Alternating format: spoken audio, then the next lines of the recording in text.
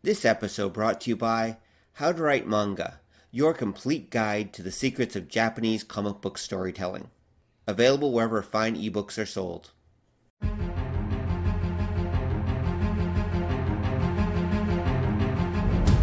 The world has gone insane. Cosplayers rule the conventions.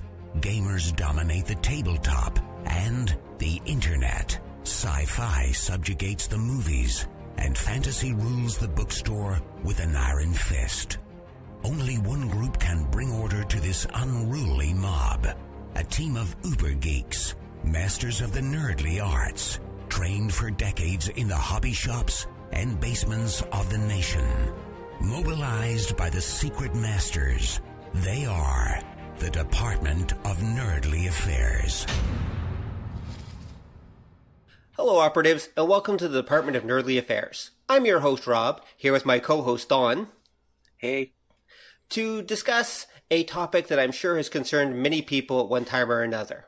What are collectible card games, and why do they suck up so much of our money?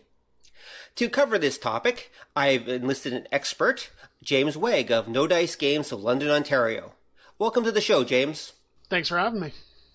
Awesome to have you here. Well, Dawn and I are generally familiar with CCGs, but I wanted to have someone who is a high-level player and game store owner and knows these things like the back of his hand, so I couldn't think of anyone better than you to bring in. Well, again, thanks. Love to cover the topics as you present them. Awesome. Actually, my first question, though, is, am I using the right term when I use CCG, collectible card game? Or... You are. There are two types of card games out right at the moment. There's collectible card games, which is where you buy booster packs, and you have stuff like chase rares and the like, and, cards that you desire and usually have a high value because they're harder to get. And the other one is called a living card game. Now, living card games are different in the respect that instead of having chase rares and booster packs, you actually get the entire collection per pack. So every upgrade pack you get comes with every card for every possible deck you could build. So it's more of a stable market for that. And people tend to be turning towards that right now because of the fact that it's only like $20 every 2 or 3 months to keep up, whereas a collectible card game tends to be a little more expensive to stay competitive. Okay, well, that's interesting. I didn't know that there was that difference between the two, but okay, let's take it actually even a step farther back. Can you define what a collectible card game is for our audience who might not be familiar with them? Sure. A collectible card game is a game where you collect cards, so to speak, by buying booster packs or single cards from retailers such as myself. And the idea is you build the decks within the parameters set down in the rules and play usually either casually or competitively with friends and people at other stores and the like. Okay. Sorry, go ahead. Sorry, I was going to interrupt. So what's the difference then between collecting baseball cards and collecting these things? How do you use these things in a game to play a game? Well, it depends on the game. Most of them are set up where they have a thing they do. Whereas when you buy baseball and hockey cards, the design of those is purely collectible. The only thing you do with them is you put them in a binder and watch them accumulate value or not, depending who it is and what year it is. A collectible card game, you use these cards for games, so you do stuff with them. They have in-game effects, you can use them for various things. People do collect them as well, which is the collectible aspect. Magic the Gathering has certain cards that are worth thousands of dollars because of collectors.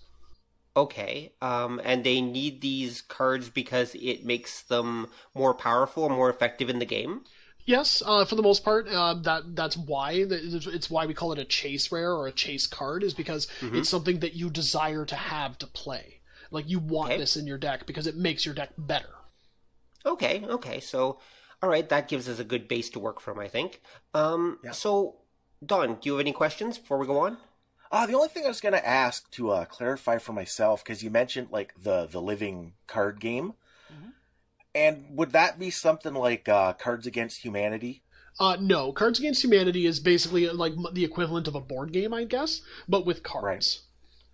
Okay, it's not collectible. It does add expansions, but they're controlled and only released once every year or so. Whereas a living card game and collectible card games tend to release expansions a lot faster, and you can build your decks and all that. Oh, okay. So a game like Cards Against Humanity is more like Uno, for example. Yes, it's just a lot more vulgar. Just a lot more vulgar, exactly. Okay. Depends how you play. That's true. That's very true. Speaking of, we actually have a Cards Against Humanity night coming up this Friday at our store. Oh, man. Well, I'm afraid, James, this probably won't air for another 6 weeks, so I'm afraid they'll be a little late to show up at your store. Honestly, we're going to be doing them a lot. Okay, so if people show up at your store on a regular basis, there's a good chance they'll get to play Cards Against Humanity, sooner or later. So I was going to ask, so what was the first collectible card game then? What's the genesis of this whole thing? Now, I'm not 100% sure. I'm pretty sure it was Spellfire. Okay. Because I know that came before, like, just before Magic, but Right. I was going to look up a timeline, but I didn't have enough time. But I'm pretty sure the first collectible card game I'm aware of was Spellfire, which is the one that was based on Dungeons and Dragons. Right, yes, I've heard of Spellfire before.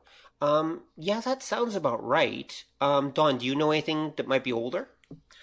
The only thing I can think of that was older, and this is why I asked about the living game ideas, because it's more of the Cards Against Humanity in that you would buy the set and there were upgrades to it, but it wasn't that you were collecting them. You'd kind of dish them out during play. The first one I can think of was Illuminati. Illuminati is actually not older it's older than Magic by like a year or two, but I wouldn't consider that a collectible card game. It's like it kind of falls in. It's the predecessor to the living card game, where it was a card game, but everyone could play out of one box, whereas living card games are designed for each person buys their own sets and builds decks from it.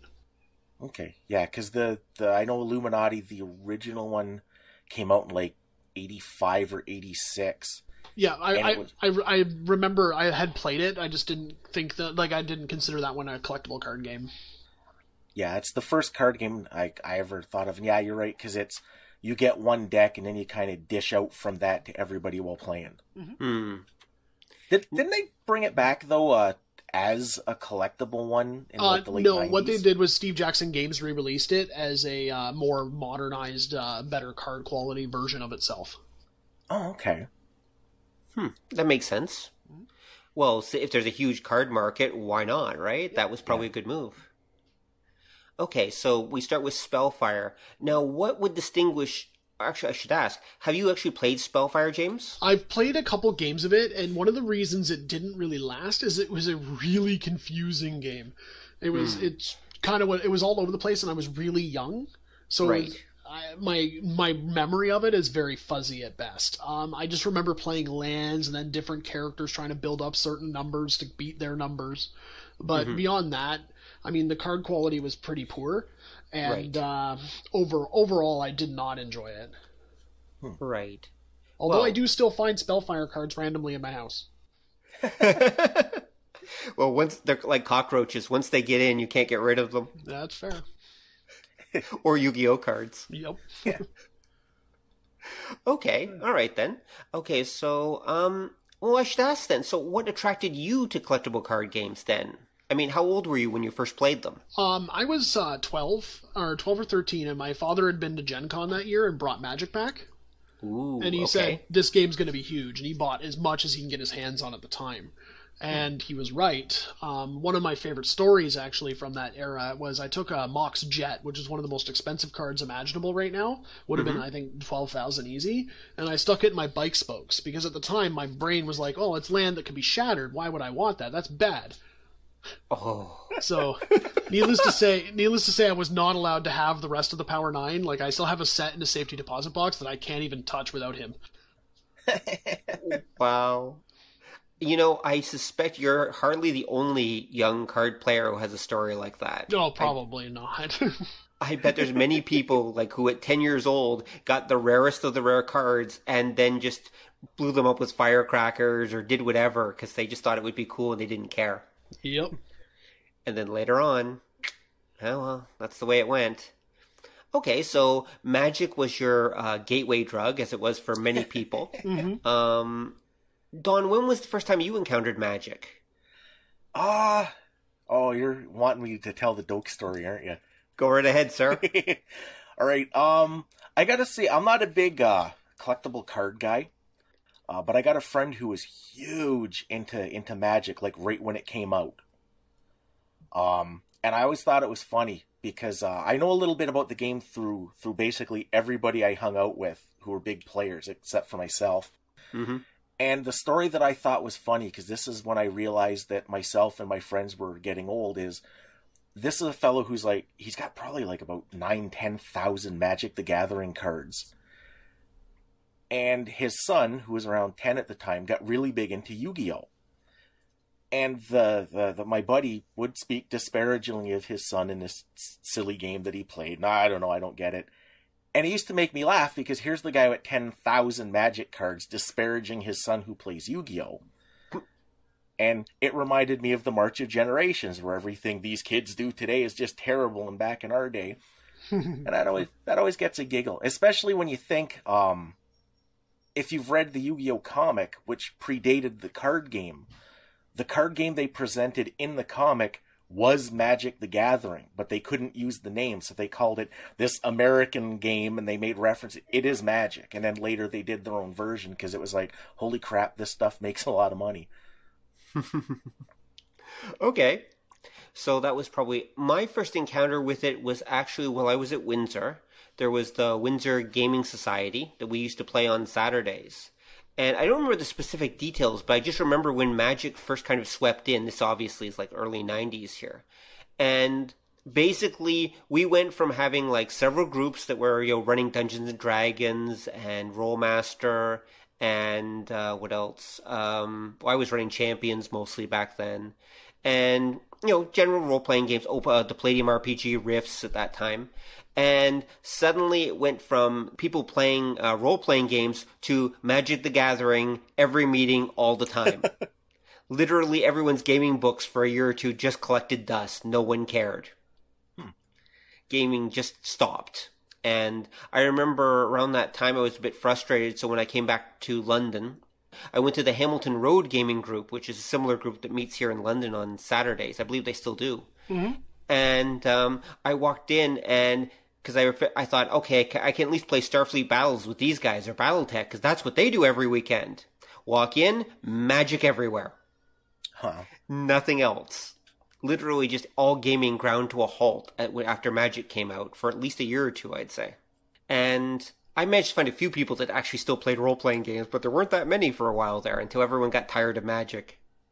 So then, James, okay, so Magic came out and became like the one game to rule them all for a while. But how did CCGs evolve after Magic? How did things go? Well, the thing is, when a lot of companies saw how successful Magic was, and they're like, oh, well, we can capitalize on this by designing new games, different games, all sorts of games. Like, a couple examples are like Rage. It's based off the White Wolf, Werewolf game. Then there was the Dragon Ball Z card game. There's Rifts. There was Star Trek, Star Wars card games. There was card games everywhere from like mid 90s to like late to like 2006, and then a lot of them just kind of, none of them really lasted except like one or two just kind of got through. Like Pokemon and Yu-Gi-Oh are still around, but a lot of them just kind of fell by the wayside. Apparently Dragon Ball Z is still being played. I just recently discovered that. Oh, okay. People are actually still playing the Dragon Ball Z game. And that came out, what, a decade ago? Yeah, almost. Wow, okay. Around there. Yeah. But you mentioned Yu-Gi-Oh! So is Yu-Gi-Oh! Still actively being played? Yes. One of the stores here in London actually still runs a Yu-Gi-Oh! Night specifically. I think it's still being played. A lot of big tournaments for it as well. Did Yu-Gi-Oh! Have any effect on the gaming market when it came out as well? It did and it didn't. The problem is the difference between Magic and Yu-Gi-Oh! is Yu-Gi-Oh! is targeted at a younger audience. Yeah. So it competed with Pokemon, I guess. Right. And I think locally it won out over Pokemon because it just had better art, and a lot of people that were like, "Oh, this Blue Eyes White Dragon looks way cooler than my Squirtle."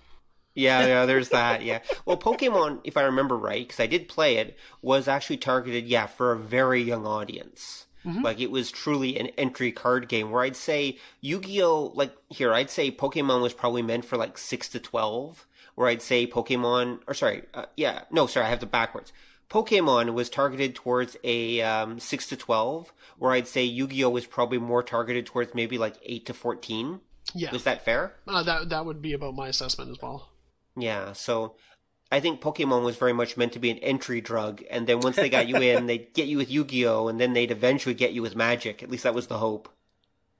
Now that's a question too, though, for the card games, because I know when you look at the end of the '90s, the beginning of the 2000s, something that just whomped the hell out of a lot of the nerdly arts was this idea that North America, we had a disconnect where you take, say, your Marvel or your DC Comics. They didn't bring in the next generation of young participants and got their asses handed to them because of that. Does that kind of thing affect the card games as well? I would say no, because one of the things I've noticed with a lot of card games, is like Magic especially, is it spans the generations. There's always younger people coming into it, usually from the other games like Pokemon or Yu-Gi-Oh! And it just keeps going. Like, it's very inclusive in a lot of situations. I mean, obviously there's going to be some metas, as we call them, that are very elitist and only, like, the top players play, but for the most part... What is a meta? Sorry to interrupt. Like, remember, some of our audience don't know these terms, James. Okay. So could you define that, please? Sorry. What a meta is, as far as like my version of it is basically what a group of players form is a meta. Okay. So like if like someone comes up to me and says, "What deck is prevalent in your meta?" So the tournament scene that I play in is my meta. I've never heard meta used like that before. Okay, that's interesting.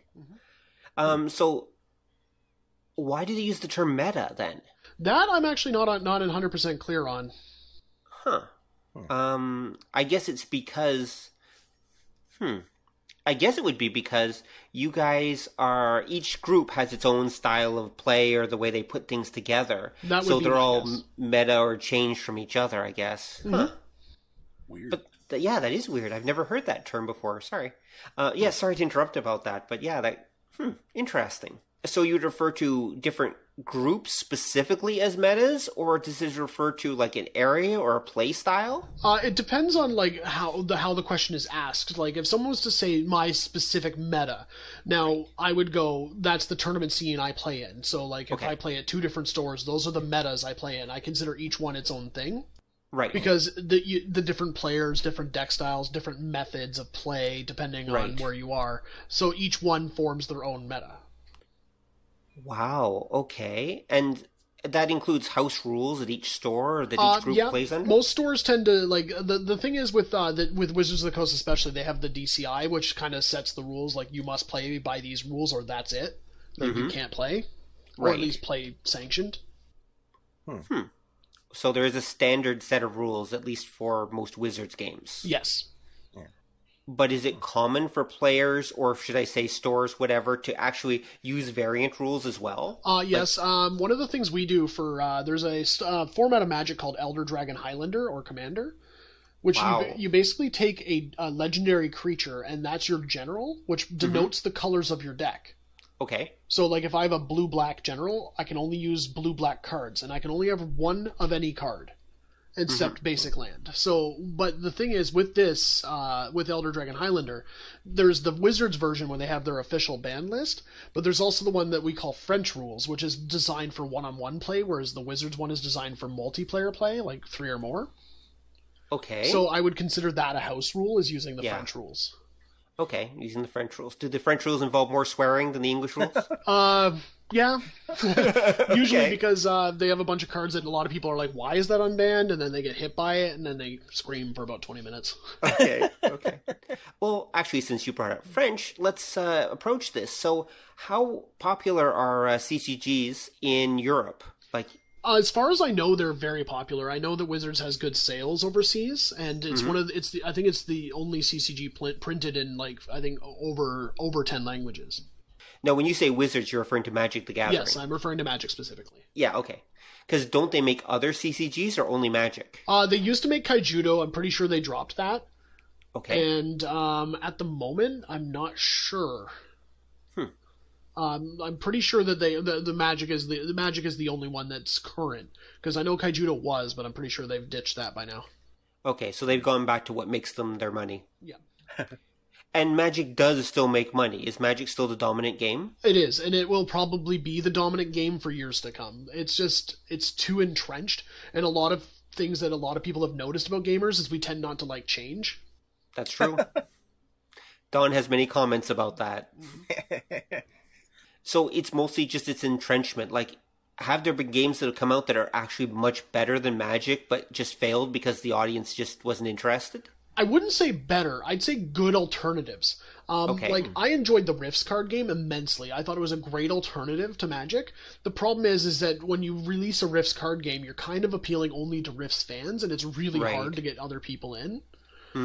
Same with Babylon 5. Babylon 5 was a superb, amazing card game. I loved it.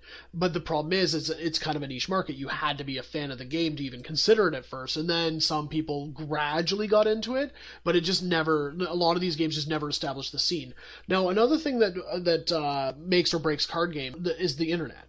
Now, if you can't play as part of a larger community, like I can go online and find Magic decks everywhere, I can find discussion of Magic and all that, but if a card game doesn't get that kind of hype, it tends to just drop because people just assume no one else in the world is playing it.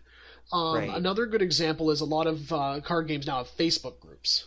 Games get coverage through Facebook and like Twitch streams and all that now, but back in the early 90s, late 90s, these weren't things. You couldn't do that. So a lot of games like Magic was everywhere, but these other games kind of started up in small areas, but then just kind of died out when they just felt, a lot of people I guess felt isolated. Like their friends are like, yeah, I like this game, but Magic is over here. Right. Yeah, you can be part of the great Magic movement, or you can be one of those like niche losers over there playing Babylon 5, the card game. Okay, I can definitely see that. Yeah. But since you brought up online, so what about online gaming? Hasn't there been some effort to actually bring card games online? Magic the Gathering Online is probably the flagship program for that kind of thing. And it works. I have an account myself. I play online once in a while. It's just one of those I want to sit in my underwear and play Magic without having to get arrested. So You own the store, dude. You can actually play in your underwear anytime you want. Yeah, we even have a theme song to that effect. Anyway. Oh, yikes. But the point is that like there is a market for online card games because there's people that are just socially awkward, don't want to go out, or you live in a rural area and you're the only person in that area that wants to play the game. So there's always going to be a market for it. Well, there's that, and I know there's been a couple of attempts to move the CCGs completely online. Like there was, I know for Yu-Gi-Oh! They did one that you collected virtual cards. And I know for Chaotic, they did the thing when you bought the card, there was a serial number that you could enter online. It would register your deck online, and you could play that way. Yeah, see, it wasn't an effort to go exclusively online at that point. It was an effort to try and keep interest and keep players buying cards by offering an online alternative. So, like, you just get home from school and your friends can't come out, but they're all on the computer. Why not play? Right. But could you see them one day trying to do that just because the companies realize if we're not making a physical product, we still get the money, but... Well, a good example of that right now is Hearthstone. Okay. Oh, okay. Because they don't have a physical card game anymore. Like, World of Warcraft had one for a while. I'm not sure if it's still around. I know I can see it once in a while, but it's not really... No one's playing it. Right. But a good example of what you're just talking about is Hearthstone. It's a completely online game. And with the advent of the microtransaction game market on Android and Apple, a game like Hearthstone is going to keep going forever because people like it. You don't have to buy physical cards, and it's free to play. And I think it's pay to get more cards faster. I haven't actually played it myself. Right. But I remember, because the ads for that were everywhere for a while. Right, yeah, I have to wonder if the whole cell phone, mobile phone app card game thing isn't eventually going to take over at some point. I don't think so, because there's a certain, joy to owning a physical copy of something that I don't think will ever really go away. And, that's what's keeping the high-value Magic cards valuable, is that people want tangible things. It's like owning a piece of history at this point. You know what I mean? Right. Hold on one sec. I've got a whiny dog I got to deal with. So talk amongst yourselves for just a second. I'll be right back. Okay. So, and I know, like I say, I remember when Magic came out, holy smokes, everybody was super into that. Well, they created a really good formula. It's like, Yeah. buy packs, get rare cards, play game, you know. And it was just well designed. The art was good at the time. It had like all the stars were aligned, and a great game was born. Originally, when Magic first came out, they had ante, where you used to actually have to cut your deck, and whatever card you cut to was put up for as a bet. Oh, okay. And you could lose cards that way. You know, that kind of explains something, because I know when they did like the Yu-Gi-Oh comic and the show, when those started becoming all about the cards, period, that's what used to happen in the stories, is if you lost, the guy who won got to pick something out of your deck that he kept. Yep. Same kind of thing. Okay. Because I always thought that was odd, because in the actual game, they never mentioned doing anything like that. In Magic, there was actually a bunch of cards specifically designed to change the ante. Like, there's this one called Jeweled Bird, and the whole point of it was that you could sacrifice the Jeweled Bird, put it up as your ante card, and take your ante card and shove it back in your deck. Okay. It's like, here, have my worthless Jeweled Bird. Wow. That's kind of weird. That kind of brings the gambling aspect into it. Yeah, I'm pretty sure they got rid of that ante because it made it illegal to play in a lot of places. That's true. That, and I think too, like had been mentioned, the stuff out of Japan, a lot of that seems aimed at younger folk. And has Magic ever done that? Magic did the portal sets, which are like kind of starter sets that are very basic. There's not a lot of complicated rules with them. And I think those were designed like for younger kids. The art was a little more simplistic, and like it was good. It just wasn't like as detailed and hardcore as the normal sets. Right. And Magic was never targeted at a very young audience. I think for the most part it was targeted at like 10 plus at the lowest. Right. Just because of the concepts and like the idea of the stack and all these different rules and all that would be kind of foreign or hard to understand to a younger player. But I've seen 13-year-olds playing as good as pros these days, so that line got blurred. Yeah. Yeah, because it seemed like when they put it out, it was what I hate the term, but I have to call it like a general audience product. Yeah. And I hate saying that because when you say that, people think kids, but I mean it in like the old 70s term where it's nothing that would be too horrifying for kids, but it's not too stupid to like bore adults.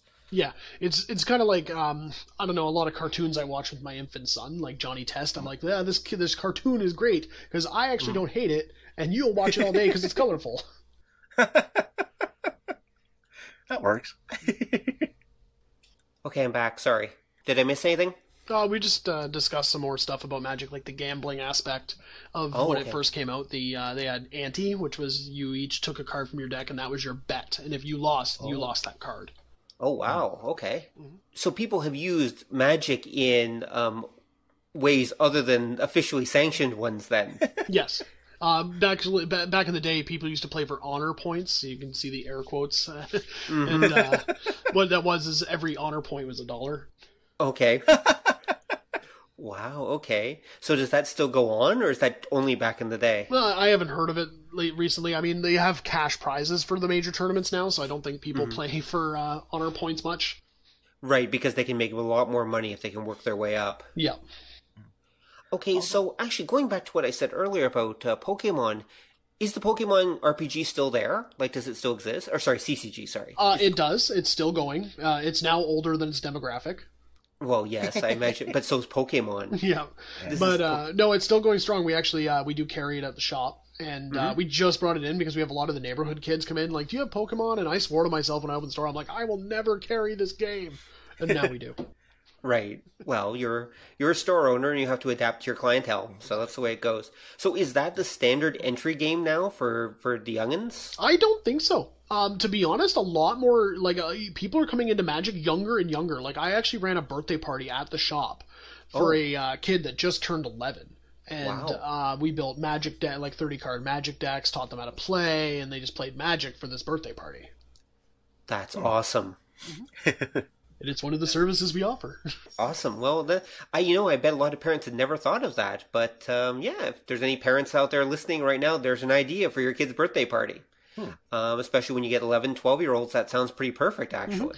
Well, one of the things we do, especially for the younger kids when we promote card games to parents, is we tell them, like, it promotes reading, math, pattern recognition, social skills. I mean, That's like, true. it is a package deal. You get a whole bunch of good benefits to playing this, and I get your money.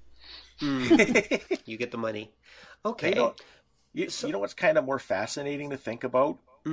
Is the idea, since you mentioned the honor points and each one was $1, you could almost see the old sitcom standard where like dad and his friends are sitting in the smoky kitchen playing poker. One day we're going to see that with like a Magic tournament. Yes, that doesn't happen all the time. But I'm just waiting for the sitcom where you got like fat sweaty dad. I release my grim dark warrior. I've got 50 karma. And haven't they done that in that Big Bang Theory? Yeah, that's it. I don't watch it. It's Well, I me heard they neither. use magic in there. Well, they did, but those guys are portrayed as quote unquote nerds. I'm waiting to see like the blue collar, line working dad and his buddies having a beer and doing that in the show. I'll tell you what, I'll send you a picture later. Is this going to be one of them underwear things? No, I'm wearing clothes. Oh, okay. Okay. Do you have like the visors on and like the cigars and everything? I actually do have an old picture from when I was at Trenton with the Army cadets of all of us sitting in a smoke-filled room playing Magic. Oh, that's pretty good. Okay, let's get back on track here for a bit. We'll talk more about gaming store stuff in a little bit. But, so, what's the difference between a good collectible card game and a bad collectible card game? Like, what makes a good one and what makes a bad one? What do you think? Playtesting. Okay. Honestly, if the company doesn't playtest their game, they release cards that are just outlandishly powerful or very bad. And it can break a game. Like, we've had recently with a card game called Force of Will, they released a card that they had to errata a month later and change because of how powerful it was. It just feels like they didn't test it, and if they did, they were all like 5-year-olds who were sitting there like, I like high power card, gonna put it in the game. Right. And it basically, it broke the game for a little bit. So it's all about balance then. Yeah. One thing Wizards has maintained and done a very good job about, like, I mean, they do slip up once in a while, but, I mean, this game is ancient at this point. And they go in and they're like, okay, well, this deck is seeing, like, 22% of tournament play. That's way too high. We need to look at one of the cards in this deck. Which card can we get rid of that will dismantle or disarm this deck down to a normal played level? And that's what makes a good card game versus a bad card game, when they look at that and go, hey man, like, everyone's playing the same deck, obviously it's working. Yeah. Ooh. Right. Like, variety is the spice of life, and like what companies want to see is they want to see diversity in their formats for card games. Because if everyone's playing the same deck, that means a lot of cards just kind of sit by the wayside unused. Right. I can see that. I can definitely see that. Because I think... Oh, sorry, Don, go. Oh, I was going to say, I think because you mentioned that there were a lot of games that died out, some of the also-rans that I'm familiar with, that was kind of the problem. Like, you mentioned Rage. And we played Rage for a bit, but we found once you got a character that had a really high attack, because for anybody who never played, your attack value represented the strongest attacks you could use. So once you got a really high one and you got a couple of attacks at really high level, you tended to just win. Yep. I used to have a Luke Guru deck with Gogol Fangs first, who is the most powerful character in the game. Yeah. And then I just kind of like, yeah, I can always win. Yeah. And then the game becomes really boring because you just always win. Well, it's the same, like I said, it's there's a lot of, like, that's the thing is why I say playtesting is so important. Because if I can build an unbeatable deck, your game is bad. Yeah. I can see that. Well, was there any bad CCGs you still loved, even though they were actually not a very well put together game? Rifts. I mean, I love the setting, so I was kind of like, I did everything I could to get that game to move, and it did not. Which is weird, because a lot of people, I know anybody who played it said that it was a fantastic game. Exactly, but that's the thing is, like, the problem is when you come up with it against a juggernaut like Magic in very Magic-centric areas, it's going to be hard. And, like, at the time, the only store we played at was basically like, well, Magic's kind of my bread and butter. It feeds my family. So, like, yeah, I'll bring in Rifts, but I'm not going to support it when I've got Magic. Right. So it was one of those, like, well, we kind of had to hope that it continued. Now, do you think maybe there was a little bit of nerdly snobbery because the card guys thought, well, that's one of them role-playing games. The role-playing game guys thought, no, that's one of them card games, and that's why you didn't get the crossover? Not really. Like, the thing is, in my experience, I haven't really had that kind of issue because, like, I'm a general gamer. I play almost everything, and I've never had an issue where someone just kind of sneered at a game because they're like, oh, it's this. Like, I've had issues with card games, and, like, I'll speak out against them in most cases if I think they're broken or bad. But for most part, I haven't really seen any, like, elitism, like, oh, you know, I don't play this because I'm a high-class, high-fluting role player. You know what I mean? Right. Well, I would imagine that most role players also play card games and vice versa, I would think. For the most part, a lot of role players I find like to do it to fill time. Like, we used to, before Dungeons and Dragons, we'd play a couple games of Magic or something like that. Right, that makes sense. Now, here's a weird question. Is there any one particular country that's, like, the most CCG crazy? Like I think it's a tie between the US and Japan. Oh, so the Japanese are really crazy for collectible card games, then? Some of the top players for Magic in the world are Japanese. Wow. And it sells really well there. It does great, but the Japanese also like to release a lot of card games. One of their more recent additions to the market was called Force of Will.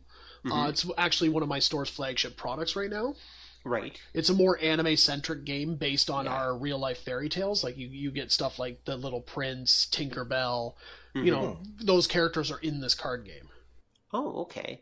Now, is there a difference between Japanese card games and American card games? Do they tend to have a different style of play or anything that you've seen? They do. Force of Will is basically like they went and took Magic and they separated the land from the main deck and put it in its own deck to make it so that one particular problem with Magic was gone. And a lot of people like that.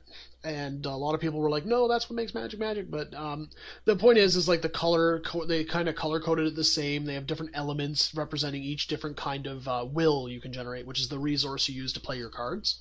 Right. And it's a lot of people call it a Magic clone. I'd say it's like I'd say what's a kind of a where you take someone's DNA, but it's not 100%.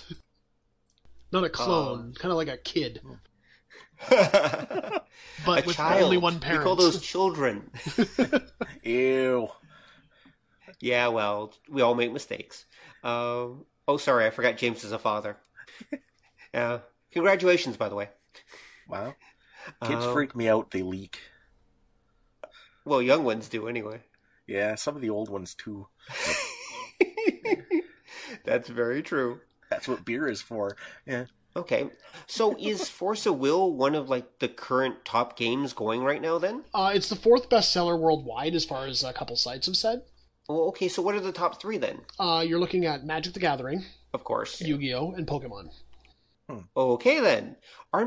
Now, Pokemon and Magic are both being put out by Wizards of the Coast, aren't they? Pokemon is no longer put out by Wizards. Okay. It's put out by Nintendo or Game Freak themselves.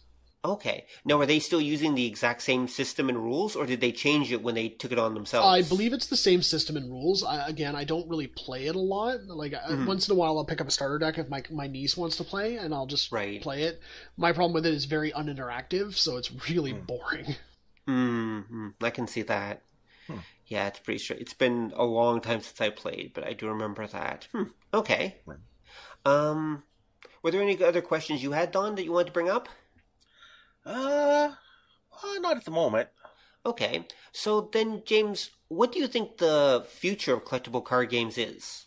Honestly, I think it's got a good future ahead of it. Like, more people come in all the time. Like, new players are joining these games. Every store owner is doing everything they can to keep perpetuating the games. And like I said, there's a certain joy to owning physical copies of things. So a lot of that, it's the same thing with my video game collection. I don't like to buy them digitally if I can buy an actual copy. It's just me. But I think that card games do have a bright future ahead of them. I think online only actually helps perpetuate the physical copy. Well, yeah, I could see that. Yeah, it's almost like an advertisement. It's like, here's what you could be doing with other people in real life. Ew. Well, I mean, we've got Pokemon Go coming up shortly, the old augmented one where you're running around doing Pokemon stuff in real life. I can't wait till I wake up to a Mr. Mime staring at me while I sleep. Yikes. Yeah, that'll be kind of creepy, but okay, sure. And watching like 20 kids run into a dark alley to get a Mewtwo. Oh, that's going to be awesome, yeah. I'm just saying, like, think about how this game's going to go. Exactly. But the reason I brought that up, though, is because I was thinking, won't that ultimately apply also to Magic and Yu-Gi-Oh? I mean, ultimately, won't we eventually get what effectively they portray in Yu-Gi-Oh, where like this augmented reality thing where these monsters are literally coming to life and battling in front of everyone? See, I don't think that'll ever happen because there's a certain degree of too nerdy where you just go, okay, you've gone too far, guys. Like, personally, I like, my favorite version of playing Pokemon was Pokemon Stadium from the Nintendo 64, so it's like, I wish I could have played that more often, and like, I wish there was a modern version of it, because that was kind of cool, because, you know, more 3D represented, I could put it up on a big TV, and we could all just have our Pokemon matches. But I don't think there's ever going to be, like, a fully augmented reality game. Like, I mean, I'm probably wrong, but I'm pretty sure there's just a line that everyone's going to draw and be like, no, we're not going that far. No, they'll get into it as kids, and it'll be the most normal and awesome thing in the world. Trust me. Yeah, and then I'll be old and sitting in my chair going, I don't know what you kids and your brain damage and your Sword Art Online helmets. Exactly. Well, you know, those kids are all dead anyway because they went into Sword Art Online, and we know how that goes. So we don't have to worry about them anyway. Because I can see that. I think you're right for now. But I do think in another generation or two, you'll have people who grew up with the virtual augmented reality thing, and they're comfortable enough that they'll look at like an actual physical card and say, well, that's kind of like ancient, like how we look at the old crank phonograph things with the big earpiece. And well, we also live in like a technological renaissance, right? Like things are just advancing every day, and I'm just like, I'm getting old because I can't keep up. Yeah, it's pretty scary stuff, but dude, Pokemon Go in real life. I'm just saying, I'm waiting for that like dark drug-infested alley to have a Mewtwo. Well, we did a show, it will have aired by the time this comes out, about Pokemon and Pokemon Go. And Don brought up an interesting point, which is when they presumably put together Pokemon Go, actually here, I should let Don tell it. So Don, what's the problem with Pokemon Go that's going to eventually happen? Well, it's the idea that however it is that they anchor the little Pokemons in quote unquote real life, real life is going to change from out from under them. And I use the example like, okay, you'll have like Bugmon, and he'll be in this park, and eventually that park will be turned into a freeway, and I don't know if the company's going to sink the money into constantly updating those sort of things, or if like most online stuff, they'll just let it run, and you'll have kids running out in the middle of this freeway trying to catch this Pokemon. And I like the better one you suggested, where you said, right now it's a restaurant, but and that might be okay, or even a mall. But you know what happens when it's like an abandoned building or a crack den? Yeah, in like 5 to 10 years, and there's still a Pokemon geolocated there in the system. Yeah. I'm pretty sure that it's only going to last a few years, and then they'll release a new version with updated things, and you buy that, and the Pokemon are all in different places based on Google. Yeah, probably. Something like that. Yeah. But if people do play the old game, I mean, here, people are still playing the original Pokemon. Yeah. So you never know about these things. So it'll be interesting to see what happens with it when you start bringing this gaming stuff into the real world, quote unquote. It is going to have some interesting results, some of which people are not going to expect. Right. Yeah, but now we're getting into an Asimov, whole thing here. That's true. The detachment from reality. The robots have rules. No, I think it'll be more of a Gibson sort of thing. I got Pokemon and hepatitis from that stranger in the alley. So. All right. Actually, let's take off in a slightly different direction here, especially considering we're talking about hepatitis. Anyway. If Nintendo's listening, you can use that as your slogan. I won't charge you. Okay, there we go. So, James, what about tournaments? How big are Magic tournaments these days? Well, last year I went to Grand Prix Toronto, and it was about 2,200 people. Wow. Yeah, the average store tournament's usually around 20, 25. Okay. And is this number growing or shrinking as far as you've seen? I think it's growing every year because more people are getting into the game. It's becoming more competitive. There's money now, I guess there's been money for a while, but more people are getting it. They prize further down. Right. What's the biggest tournament going in North America right now? I think the Grand Prix are pretty much your biggest Magic tournaments. I think Vegas kind of set a record at 2,300 some odd. Okay, and those are actually run by Wizards? Yes. Well, they have the judge system. What happens is there's certain event coordination companies that will run the tournament, but Wizards provides judges, and these event companies have to pay the judges and product and whatever, and the judges also get cool, shiny foil cards and stuff like that. And, so Wizards does run it to a degree, like it's run by the DCI and Wizards-sanctioned judges, but a company usually foots the bill and collects the profit. Well, that makes sense. Now, here's an interesting question. How do you rank Magic players? If, for example, I'm a Go player, for example, and Go uses this, we have 30 basic ranks, I guess you could call them, and then there's the 10 master ranks for Go. What does Magic use to actually rank people? Well, they used to use a DCI system where you had a rating. And your rating would go up if you played players better than you, and go down if you lost to players worse than you. And and a lot of people would just sit on their ratings once they got to a certain point, and just be like, "Yeah, I'm king of the world. I get invited to all the big tournaments." Right. And what they did was they're like, "We're tired of seeing the big players just sitting on their laurels. Let's shake it up a bit." So they released Planeswalker points. So every event you go to, you get a base points just for showing up. Most F&M events, I think, there's a base 3-4 points just for showing up. And then you get, I think it is. I haven't checked. Right, it's okay. But then each event has a modifier. So, you get 1 point per win or whatever. And then, what'll happen is if you're at a Grand Prix, I think the modifier is 15 times 15. So every win you get is 15 points. Right. And then you accumulate points throughout the year to win buys to bigger tournaments, to win... just to get prizes and to get invites to tournaments and stuff like that. The more points you have, the better. Right. So, what the system did, instead of having people just sitting there going, "Oh, I just get invites and I never play anymore," it's you have to grind points to get the buys and the invites. Okay, and you can only do this at officially sanctioned tournaments? Yes. Officially sanctioned by Magic. So, for example, if I play at your store tournament, it doesn't do anything for my Magic DCI rating then? It does, actually, because all of our events are sanctioned unless you're playing just casual Magic. Oh, okay. But what's to stop me from slipping you $100 and saying, "Yeah, my DCI points went up 1,000 today"? Integrity.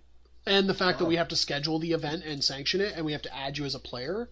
Okay. And Wizards might notice if you're playing at 16 different events in one day. Okay, well, they might, but, probably not. Well, I'm sure they probably do have some kind of system to prevent that kind of thing from happening, but I'm sure there are some people that do play at 2 or 3 tournaments in a day, though. Yes. Oh, no, 2 or 3 is easy, but, to get that kind of points, you'd have to really do a lot. Well, how much do people go up in one tournament, usually? Money-wise? No, sorry, I mean in terms of, we'll talk about money later, but in terms of points. For my DCI, I guess. How much would my DCI go up if I were to win one of your, say, 20-player Magic tournaments? Basically what it would be is it would be a 5-round tournament, so if you went undefeated, you'd probably make about 15 points.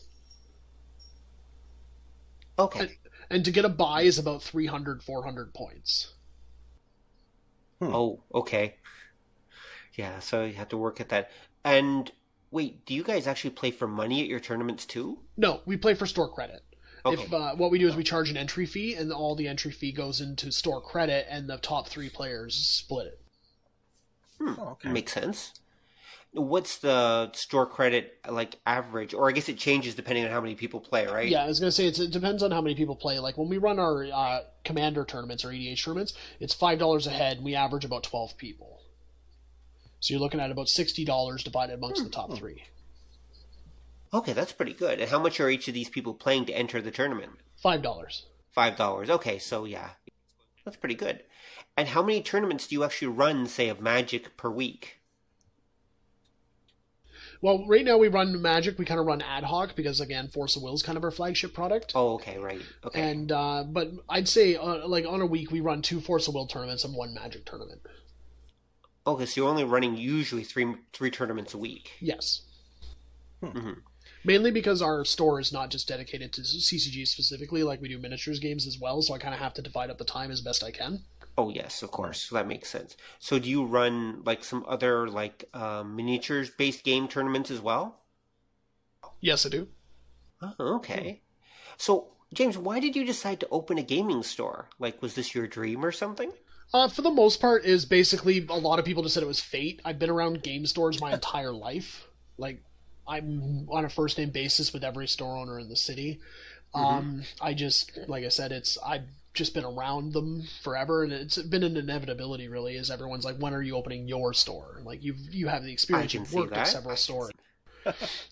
So eventually, like this year, Right. last year, I just decided, you know what, I'm going to do it. I found a place that's got a lease I can't pass up. I've got the product because I've had Magic cards since time. Right. So some of the stuff you're selling is your own collection? Almost all of the Magic cards were my personal collection. Like, we do bring in cards once in a while, but for the most part, it was mine. So you had a lot of cards then. I did. Wow. Okay. Don, did you have anything you want to ask? Oh, I was gonna say for the cards, especially like say you got like Magic and a few others that have been around for a long time. Do you find that they come and go in popularity? Every game waxes and wanes. One of my favorite games of all time, BattleTech, is the ultimate example of this. What it does is it'll have a year where it's in a renaissance and there's hundreds of players everywhere, and then like within another year there's down to 2, and then everyone just kind of keeps their mechs aside until the next renaissance. You know what I mean? Mm-hmm. I can see that. Huh. So what's the best thing about running a gaming store then, now that you've been at it for a little while? To be honest, I like perpetuating the hobbies that I enjoyed at other stores. I've always enjoyed running events more than playing in them in a lot of cases. And I get a certain satisfaction when an event fires well, it's well run, people are like, I had fun, a good time, I'm going to come out again. You know, that's what I enjoy the most about owning a game store. And getting stuff at, distributor prices. Well, of course, there's that too. So, actually, I guess you must get a lot of pleasure from that. I mean, sometimes you literally get to be the guy who is responsible for friendships, right? Bringing people together. So that must be a pretty awesome feeling sometime, actually watching these players actually bond with each other and know that you're helping to encourage a whole society and everything. That's pretty cool. One of the things, too, is I'm also bringing another generation of new players into these games, because I run demo days where I have several games set up, demo decks ready to go. So, like, people can come in and learn to play these games for free, get a free demo deck, and then just build the different communities up and add more players to them. Okay, yeah. That's pretty good. Of course, there's also a flip side then. So what's the worst thing about running a gaming store? Parents. Okay, why? Parents. I've had a lot of cases where kids come in, learn to play the game for free. I give them a 30-card deck for free. And I'm like, okay, if you guys want to continue with that, that's a self-contained game. You're good to go. But if you want to expand it, we do sell additional product. Like, we sell sleeves, more cards. Do you want a better card to make this deck more powerful? We have those options. And every time we've had at least one parent in, oh, you're a ripoff. Like, why would you charge money for this and all that? And I want to just scream in their face, like, I'm not a charity. I said exactly. I give stuff away for free as a loss leader to lead into further purchases. But I think that's about the worst part. Right. Okay. Yeah, that makes sense. Well, what about dealing with the other stores? I mean, that must not always be pleasant either. No, it's not. Like, some stores I'm in good terms with. Like, there's a couple stores in London where I can, like, go in, high five, shoot the shit, talk, and just talk about, like, how things are going at each place. Just general friendship. Right. Some store owners are openly hostile. Because, again, they see me as, like, in one case, they thought I was going to buy them out, but they wanted way too much money for their store. So I said no. And other ones have been even for, like, very just hostile. Right. Like, no, London's especially bad because we have 8 game stores for a population of 330,000. Wow. Is that high? I don't know. That is incredible. Toronto has 10. Now, wait, you mean the whole GTA has 10? No, I believe Toronto proper. Toronto proper, I was going to say, because there must be game stores in like Markham and Mississauga and Pickering, etc. I'm just counting Toronto proper. But Toronto proper is still like 2 million people. It's still like 5 times the size of London, and yet, yeah, they only have a few more stores than we do. That's pretty scary, actually. Yeah, we had that back in the day here, like early to mid 90s when I was working at the comic shop. The Windsor area had probably, if you count Essex County, you're looking at like 7 or 8 comic shops. And that was for like 300 people who would frequent them. I remember those, yeah. And it worked. It worked the same like James was saying. What we had here was there would be they weren't officially coalitions of stores, but for whatever reason, different store owners would click, and you'd have 4 or 5 stores that everybody would be buddies, and it would be like the high five thing and that. And then it'd be this store here that hated everybody else, or these two that hated everybody in this other group and that. I can totally see that. Yeah. So I guess because we have so many, as you said, there's naturally going to be a certain amount of friction between all the game stores. Yeah. And you're all in competition for... Well, here's a question. Are you really in competition for the same players? No. What I mean is... Okay, go. Sorry. Okay, so what as I was telling you before, I like to grow my own meta. Like, I like to create new players and add them to the community. So what I do is, instead of just trying to take players from other stores, is I run my own thing. I run the how to play, I like give people decks, teach them how to play, and then I encourage them to come out to events, further their experience, grow the game. So that's the thing is, I don't take from other stores if I can help it. I generate my own. Okay, that's good. That's good. Actually, here's an interesting question. So your store is located, I've seen it, it's in a small residential area just west of downtown. And most stores, though, from what I've noticed, are actually more in like strip malls or downtown proper, or basically not in residential areas. Has being in a residential area helped you much? Like, has that made a big difference? To be honest, I like where our store is located because it's a nice, I guess the word I could use is bohemian. It's a bohemian community, so a lot of art folk. And there's a lot of families in the area, and we get a lot of their kids come in. We run stuff like Just Dance events and Mario Kart events where kids just come in and play and, buy snacks and hang out and that. We also have games available for people to just come in and play off the street. No, So that stuff makes like sense. Well, yes, for those who aren't familiar, which most people probably listening to this aren't because most aren't from London or this area, James's store is basically located in, I guess, as James said, the bohemian, the artist enclave, I guess, of the city of London, Ontario. And I know this partly because even at one point I even considered buying a house in that area because it is a nice area, but it's very mixed and very odd in some ways. There's some interesting people in that area. That's for sure. Okay, that's good to know. Yeah, I'm sure you encounter them on a daily basis, I'm sure. Not that I'm saying anything bad about your neighbors. There's some awesome people that live in that area. Technically, I live on the other side of the city from the store. Okay, well, your store's neighbors. Remember, they're your customers, so I don't want to piss them off or anything like that. See, that's why I was surprised with your answer about parents. Honestly, none of the neighborhood parents have been a problem. They've been great. It's the parents that come from their kid found out about the place from school or whatever, and they come in and then they complain. To be honest, I believe that we have a really good relationship with a lot of the parents, the local parents in the neighborhood. Right. It's the ones that bring have to drive their kids in that tend to be a little more acerbic and a lot more passive aggressive when their kids are buying product. Well, their kids have forced them to go there, right? So they're already unhappy to begin with. Yeah. And now they're worried that their kid is going to have them shell out a couple $1,000s on cards and be bugging them endlessly for the next 2 years. So they're trying to head that off as best they can. Yep. I understand it. It's just one of those why do you think that the beyond the first bit would be free? Exactly. The first hit is always free. And Magic and crack, they have a lot in common with each other. Yeah, but you can afford crack, Magic. We're so untold. We're so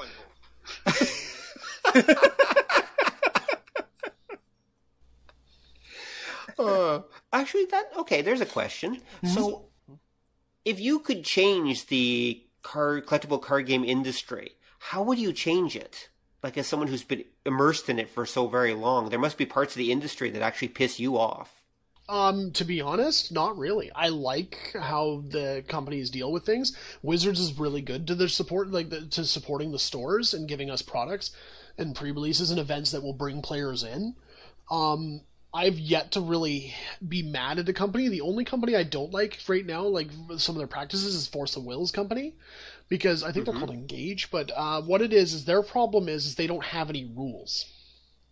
So we got distributors in the U.S. that are selling direct to client or direct to customer when they shouldn't be. They should have to sell through a retailer, which is the whole point of that system. But because there's no rules in place, the distributors are like, oh, we'll make our own money. Okay, that is a problem. But that's good. I suppose that it's an industry that is very well regulated then, it sounds like, and actually generally knows what it's doing. Not always, but generally. Yeah, for the most part. Like I said, they do have the odd hiccup here and there, but Wizards treats the stores very well. Like a Wizard especially. Right. Now, what about the top players? Like, since you obviously have rankings, you obviously have, like, some grand masters of Magic, so to speak. Is there a lot of drama or problems to go along with them? No, there was an incident where a Pro Tour player had a rape charge. And he'd served his time, and he's done he served his time, paid his debt to society, and then it was brought up at another tournament that he attended years later, and he was thrown out because of it. Now, that's about the only drama or controversy I know of. Other than that, the players will have spats once in a while, but there's never anything huge. Right. Okay. So it's not as much drama as some of like the League of Legends stuff or anything like that. No, the pros generally tend to be like they know each other. So we should probably. Right. Okay. Oh, okay. Good to know. All right. So we should probably start bringing this one to a close. So, James, any closing thoughts? Anything you want to say before we finish up? Other than that, keep role playing, keep playing games, guys. It's what keeps the world spinning, in my opinion. And I completely agree. I think games are one of the most awesome creations mankind has ever come up with. Any final thoughts, Don? No, but I gotta say, I'm amazed that for a branch of entertainment that's gone on as long as it has, there hasn't been very many CCG related horror stories or media panics or anything. Knock on wood. There was one incident. It's called Crackgate. And what it was is one player went to a tournament and took selfies beside all the exposed ass cracks of the players who didn't have belts on and and he just it was just you could Google it. It's hilarious. But he ended up getting banned, and there was a lot of controversy in that. Like, why should he be banned? He was just taking pictures of butts, and people were like, "Well, he exposed my butt to the internet." So there's that. Right? Yeah. I have a new favorite gaming story. The truth is, though, when I asked you, what the thing you like least about it is, in some ways, I guess, as someone who's been part of the gaming community off and on for years myself, and that I was expecting you to actually say the players. Since, as we both know, gamers are of highly variable quality and hygiene. Again, people are starting to realize that being the smelliest person on Earth isn't helpful to their social interaction to other players. People are a lot more vocal about it nowadays. Right. So if someone comes in and they smell bad, someone's just gonna be like, "Dude, you fucking stink. Go shower." Right. Okay, that's good. I'm glad to hear that. I mean, because that can't be good for bringing in new clients or kids or whoever if the guy next to them hasn't showered in a month. I mean, the only other problem that players have is when they get salty when they lose. Like, we have a couple players that just throw fits every time they lose, and it kills games. Yeah, it kills the atmosphere, totally. I guess, but there's always going to be sore losers. That's just the way it is. Yeah. Crackgate. On that note, I think we're going to bring this session of the Department of Nerdly Affairs to a close. Thank you very much, James, for coming in and talking to us about collectible card games. That's been really fascinating. No problem, anytime. Awesome. Well, we'll definitely have you on again at some point.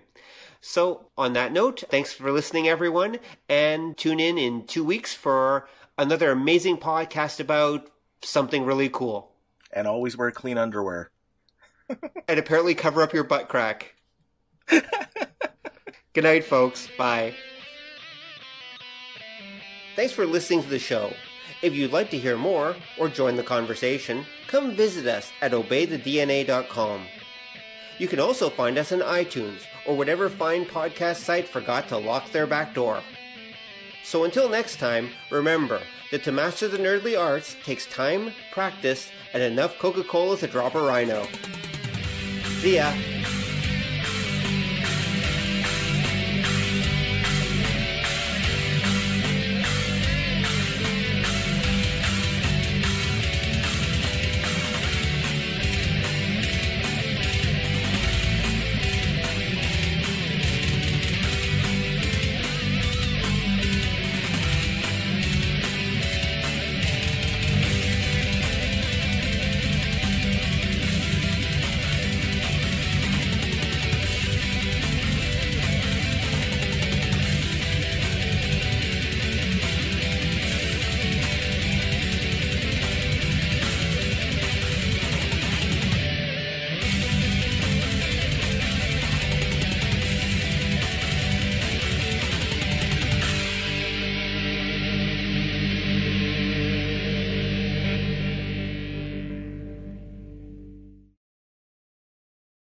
Come on over and join the conversation at obeythedna.com, where you will find show notes and more.